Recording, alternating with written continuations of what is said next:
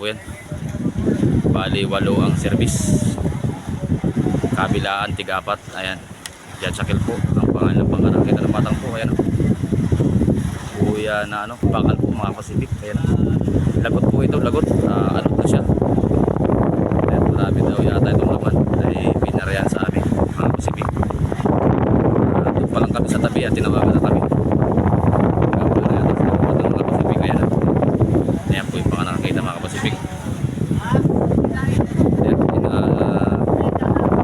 Sinisisira na ng mga kusir mga Pacific at saka yung mga sakay nila. Ayan. Ang pasok natin ngayon ay 4:28 ng hapon. At kami po ay umalis ay kahapon pa. Ngayon kami mating hapon din. Halos magdamag hapon takbo namin. Ayan, ito po tayo mga kasama Pacific. Nilaglag na rin yung parakit natin mga Pacific kayo para tayo ay mahina ang anod. Ayan, bakal na, bakal po yan. Ayan, bakal. Lag po yan, lag po.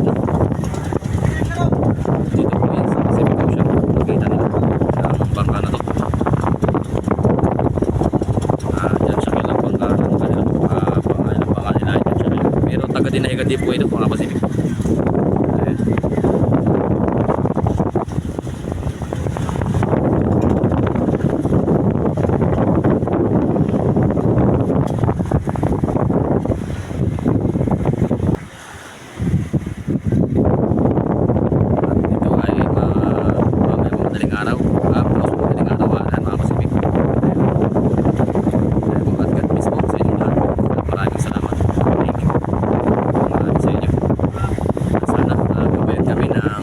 Dito sa aming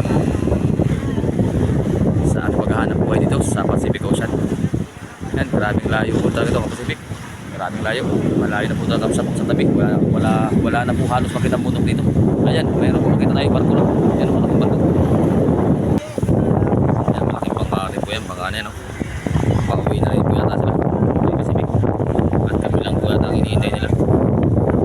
Ayan, at kami naman ay dumating dito ay tamang-tamang hapon na.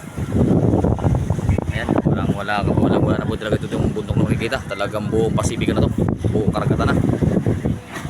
Ayan, yung ating mga tropa, mga kasama natin dito sa bangka, nating sinasakyan mga Pacific.